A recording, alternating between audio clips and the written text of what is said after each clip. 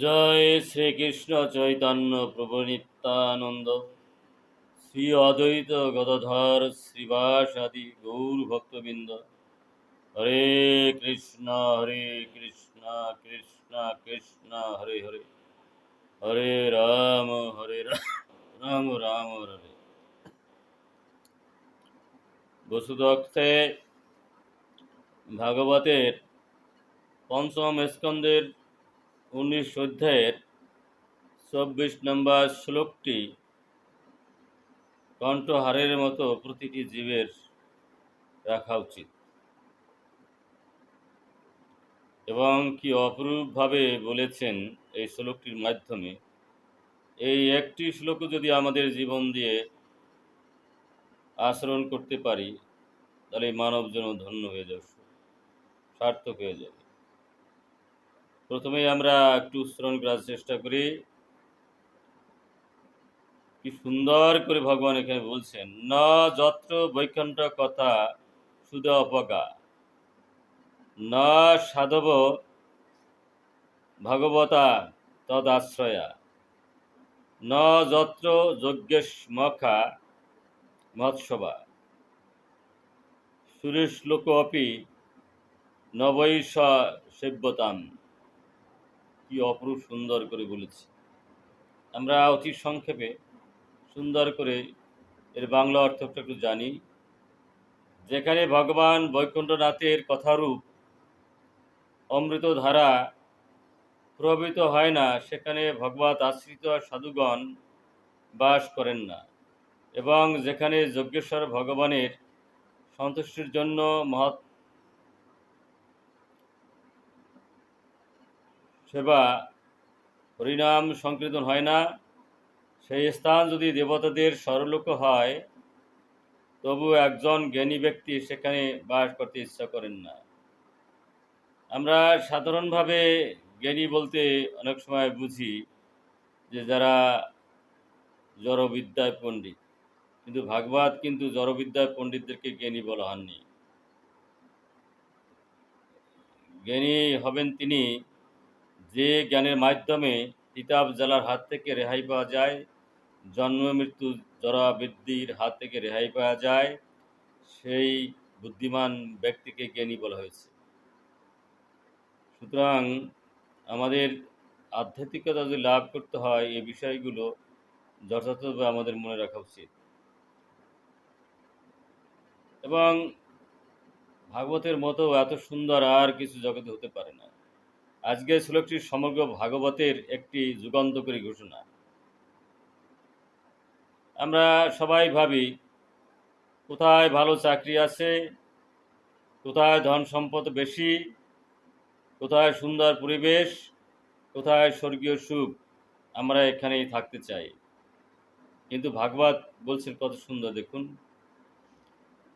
স্থানকে স্থান বানায় না তার সৌন্দর্য, স্থানকে তীর্থ বানায় ভগবানের কথা, ভগবানের সঙ্গ এবং কীর্তনের ধ্বনি। এই একটি শ্লোকেই আধ্যাত্মিক জীবনের 3টি স্তম্ভ উপস্থিত: ভাগবত কথা, সাধুসঙ্গ, সংকীর্তন মহোৎসব। অর্থাৎ আমরা প্রতিক্ষণ যদি এই 3টা কথা মনে রাখতে পারি, তাতে আমাদের জীবনের সমস্ত কলুষ থেকে আমরা রেহাই পাব। এখানে ভাগবতের প্রথম এই শ্লোকের প্রথম লাইনে কি বলেছে দেখুন, বৈকুণ্ঠ কথা কি। এখানে বলা হয়েছে বৈকুণ্ঠ কথা সুধা অপগা। সুধা মানে হচ্ছে অমৃত, অপগা হচ্ছে নদী। অর্থাৎ ভগবানের কথা শুধু কয়েকটি শব্দ নয়, একটি অমৃতের নদী। যেমন গঙ্গা নদী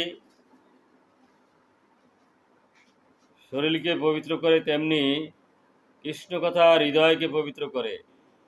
এবং এই কথা আরও সুন্দর করে আমরা জানতে পারবো প্রথম স্কন্ধের 2য় অধ্যায়ের 17 নম্বর শ্লোকে। এখানে বলা হইল, দেখেন কি সুন্দর, শ্রীনতাম সকথা কৃষ্ণ। যেখানে ভগবানের কথা সেবন করে যে ভগবানের কথা শ্রবণ করে কৃষ্ণ স্বয়ং তার হৃদয়ে প্রবেশ করেন। এখানে গভীর রহস্য আছে। অন্যান্য আলোচনা মানুষকে জড়জগতে বেঁধে রাখে, তামসিক আলোচনা, রাজস্বিক আলোচনা, এমনকি সাত্ত্বিক আলোচনা পর্যন্ত মানুষকে বেঁধে রাখে। গীতার মধ্যে বলা হয়েছে এই বন্ধনগুলো তামসিক, রাজসিক এবং সাত্ত্বিক। শ্রীকল যদি সোনারও হয় তা দিয়ে বাধা রাখা যায়, যেমন সাত্ত্বিক গুণের শিকল। রাজসিক এবং তামসিক যদি সিলভারের হয় শিকল, সেটা দিয়ে বাধা রাখা যায়। তামসিক হচ্ছে লোহার। অর্থাৎ এই সব কিছুতে বাধা রাখা, অর্থাৎ আমরা জড় জগতের যত কথাই শুনবো বা শোনাবো তা আমাদেরকে বন্ধদশার কারণ হবে, কিন্তু ভগবানের কথা এই বন্ধন মুক্ত করে দিতে হবে, এটা এখানে বলা হয়েছে।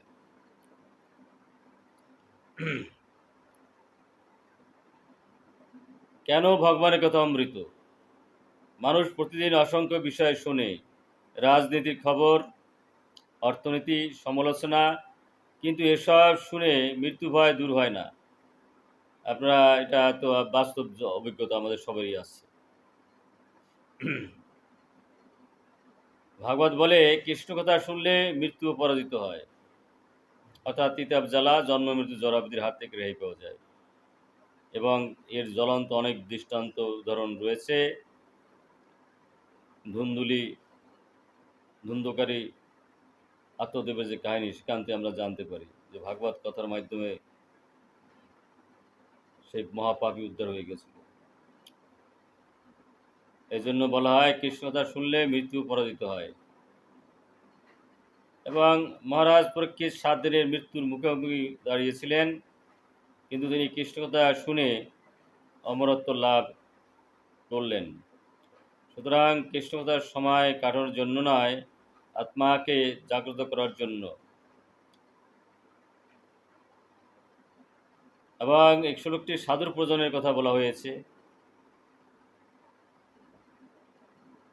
ন সাধব ভাগবত, অর্থাৎ যেখানে সাধুরা ভগবানের সেবা পূজা না দেয়, সাধুরা উপস্থিত না থাকে, সেই সমস্ত স্থান থাকলে আমাদের মায়ায় ধরবে, পিশাচে ধরবে, শয়তানে ধরবে। সেই জন্য যে সমস্ত স্থানে সাধুর আগমন নেই, কৃষ্ণ কথা নেই, সাধু সঙ্গত নেই, নাম কীর্তন নেই, সেখানে না যাওয়াই ভালো। এবং বিশেষ করে গ্রন্থ ভাগবত এবং ব্যক্তি ভাগবত, এই দুটি আমাদের প্রয়োজন আছে। এই জন্য ভাগবত বলছেন নষ্ট প্রায়শু অবদৃশ নিত্যম ভাগবত শিবায়া। গ্রন্থ আমাদের পথ দেখায়, ভক্ত সেই পথ চলতে শেখায়। এই জন্য আমাদের দুজনেই দরকার, গ্রন্থ দরকার এবং ভক্ত ভাগবত দরকার। অর্থাৎ গ্রন্থ আমাদের পথ দেখাবে আর ভক্ত ভাগবত সেই পথ দিয়ে আমাদের নিয়ে যাবে।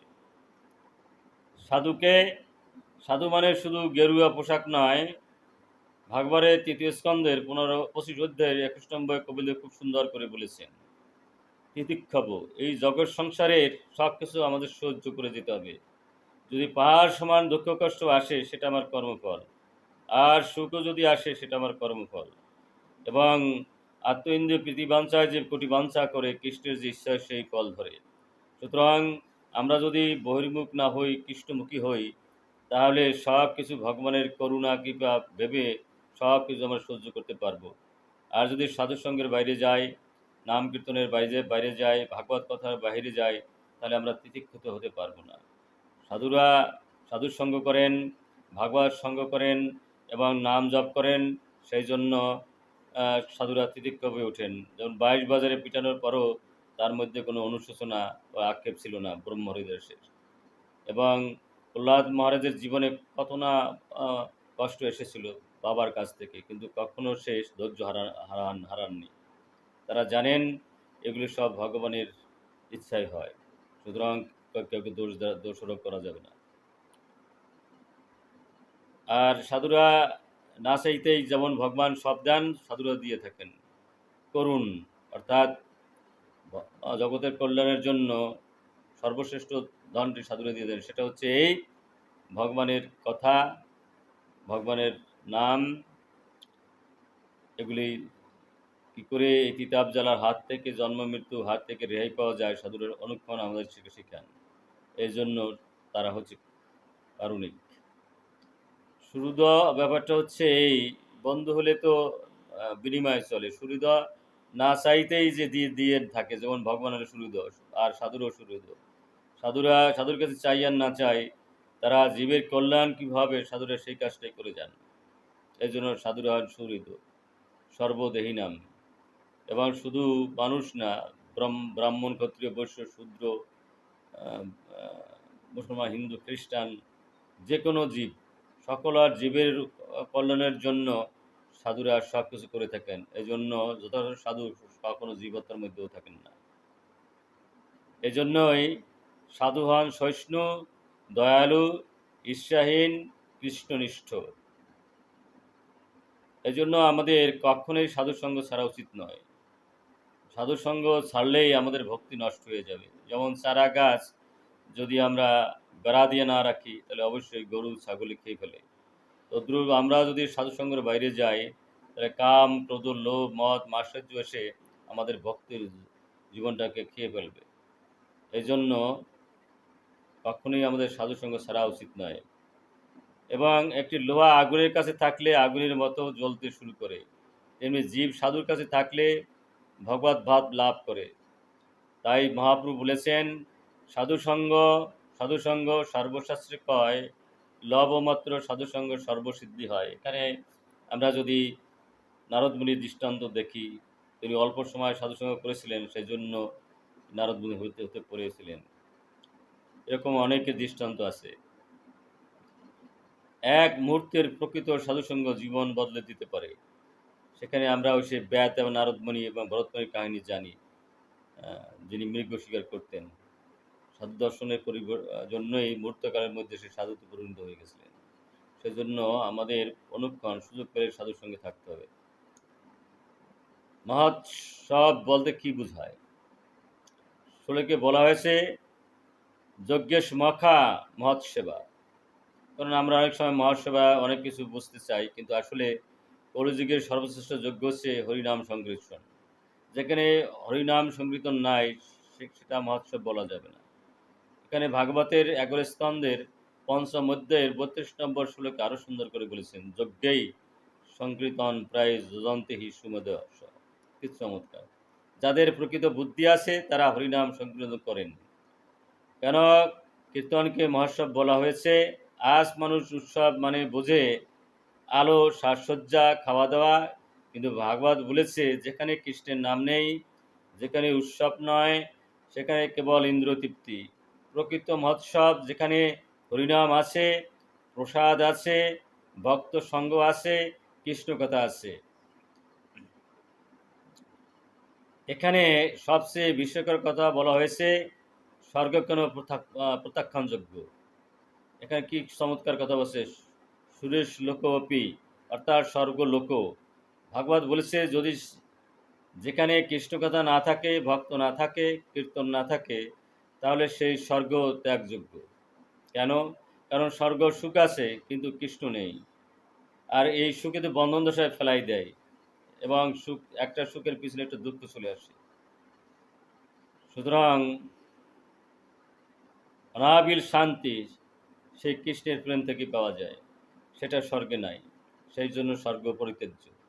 বৈষ্ণবের লক্ষ্য সুখ নয়, বৈষ্ণবের লক্ষ্য কৃষ্ণ। গভীরা কৃষ্ণকে চেয়েছিলেন, বৈকুণ্ঠ নয়। প্রহ্লাদ মহারাজ মুক্তিও চাননি, তারা শুধু ভগবানের সেবা চেয়েছিলেন।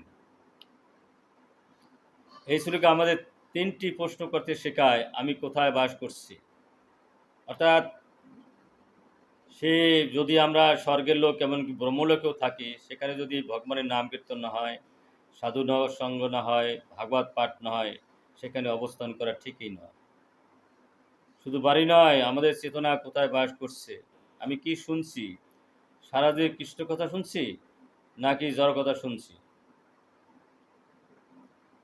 আমার সঙ্গ কেমন, ভক্ত সঙ্গ নাকি ভোগ সঙ্গ? শ্রীল ভক্তিবিনোদ ঠাকুর ব্যাখ্যা করেছেন, এই পৃথিবীর সর্বশ্রেষ্ঠ স্থান সেইখানে যেখানে শ্রী চৈতন্য মহাপ্রভুর নাম সংকীর্তন প্রবাহিত হচ্ছে। এই কারণে নবদ্বীপ ধামকে বিশেষভাবে মহিমান্বিত বলা হয়, কারণ সেখানে নাম সংকীর্তনের মহাযজ্ঞ প্রতিষ্ঠিত হয়েছে।